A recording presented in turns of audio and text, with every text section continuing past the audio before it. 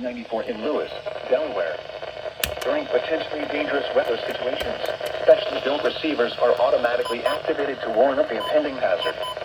Tests of the signal are normally conducted by the National Weather Service in Mount Holly, New Jersey, every Wednesday between 11 a.m. and noon. If dimmers are found to be water during noon, reception of this broadcast, and especially the warning alarm tone, will vary at any given location. This variability, normally more noticeable at greater distances from the transmitter, can occur even though you are using a good quality receiver in perfect working order. The warning alarm tone will be activated for hazardous weather watches and warnings for the following counties and marine areas near Lewis, Delaware, Kent, and Sussex.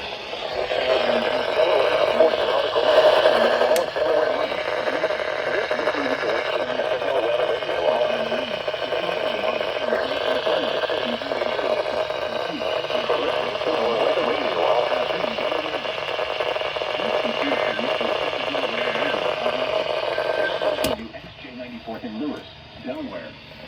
Thank you for listening to NOAA Weather Radio All Hazards. Man, you guys are quick.